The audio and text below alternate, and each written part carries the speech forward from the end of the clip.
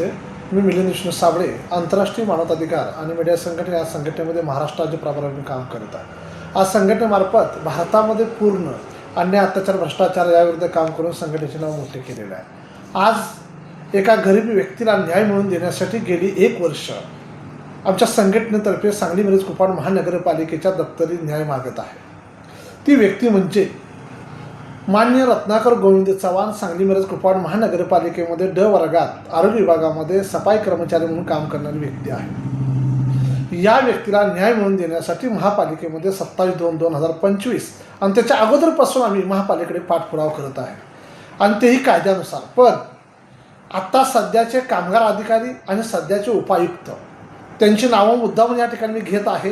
कामगार अधिकारी शिंदे, विनायक शिंदे म्हणून स्वतःला आयुक्त म्हणून त्यांनी महापालिकेमध्ये दादागिरी करून वागत आहेत. असे आपले हे कामगार अधिकारी.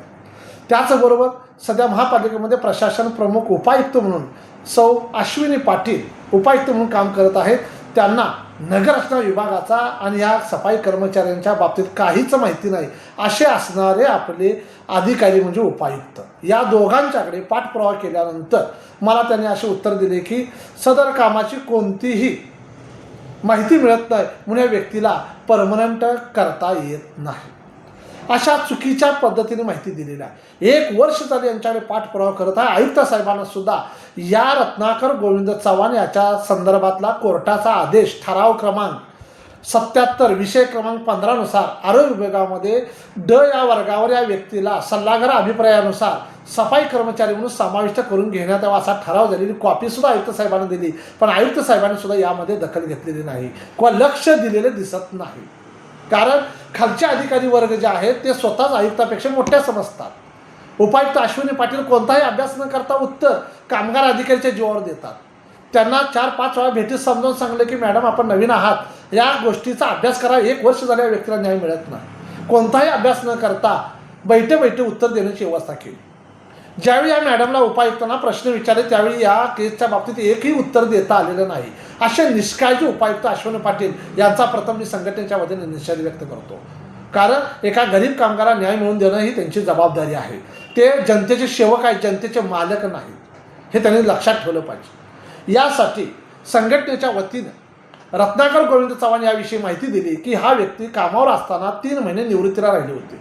म्हणून मान्य आयुक्त साहेबांच्या काळामध्ये बऱ्याच वेळा त्यांना सांगून ठेवले की साहेब ठराव कॉपी आहे, कोर्टाचा आदेश आहे. या व्यक्तीला इतर जे 4 व्यक्ती आहेत त्यांच्याबरोबर त्या 3 व्यक्तींना समाविष्ट करून घेतलेलं आहे.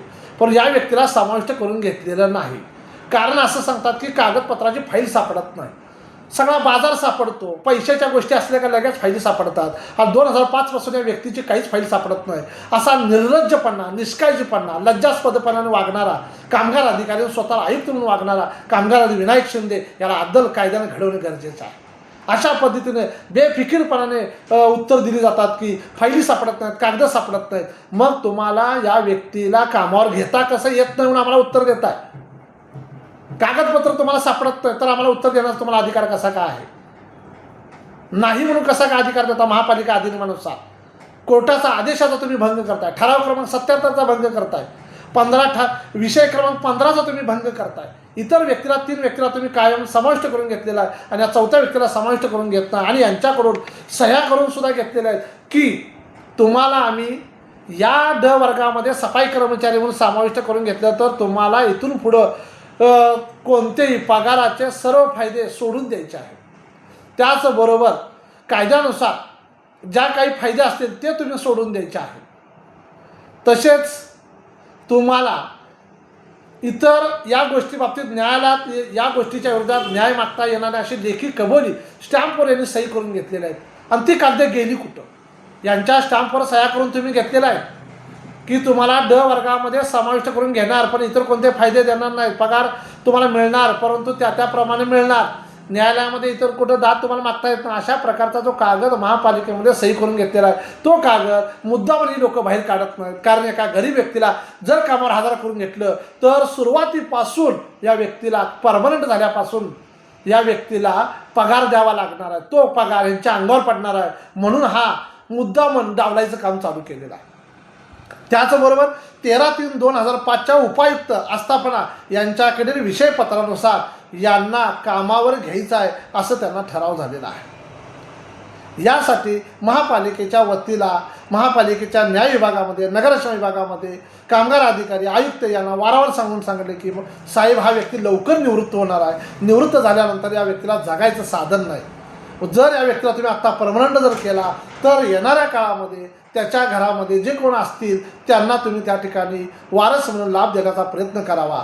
त्या ठिकाणी त्याची सूनबाई आहे त्यांना घेऊन न्याय देण्यात यावा. परंतु त्याच्या अगोदर तुम्ही यांना या व्यक्तीला परमनंट करणं गरजेचं आहे आणि तेही न्यायालयाच्या आदेश कॉपीनुसार विषय क्रमांक आणि ठराव क्रमांक 77 महापालिकेत झालेला आहे. विषय क्रमांक 15 झालेला आहे.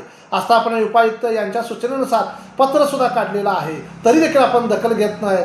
त्याबद्दल आम्हाला या व्यक्तीसाठी न्याय मिळण्यासाठी वारंवार आवाज उठवावा लागत आहे आणि आपण दखल पुन्हा एकदा घ्यावी. या केसचा अभ्यास करावा आयुक्त साहेबांनी स्वतः. कारण आपल्या महापालिकेमध्ये उपायुक्त म्हणून आणि कामगार अधिकारी म्हणून हे ज्या खुर्चीवर हे 2 अधिकारी बसलेले ते पात्र नाहीत. यांना या केसचा अभ्यास करता येत नाही. गेली 1 वर्ष या केसला होत नाही, कागद सापडत नाहीत. मग फाईल सापडत नसेल, कागद सापडत नसतील तर अशा अधिकारी वर्गांना खुर्चीवर बसण्याचा कोणता अधिकार नाही. जर या केसचा लवकर निकाल नाही दिला तर आपण उपायुक्त अश्विनी पाटील आणि कामगार अधिकारी विनायक शिंदे म्हणजे आता सध्या महापालिकेचे आयुक्त म्हणून काम करतात स्वतःला समजून अशा लोकांना लवकरात लवकर निलंबित करणं काळाची गरज आहे. अन्यथा आम्हाला आंदोलनाशिवाय पर्याय नाही. या गरीब व्यक्तीला न्याय देणं गरजेचं आहे. म्हणून IAS ऑफिसर म्हणून आपण आज महापालिकेत आलेला आहात. आपण तर या व्यक्तीला न्याय मिळवून द्यावा एवढीच आशा व्यक्त करतो. थांबतो. जय हिंद, जय भारत, जय संविधान.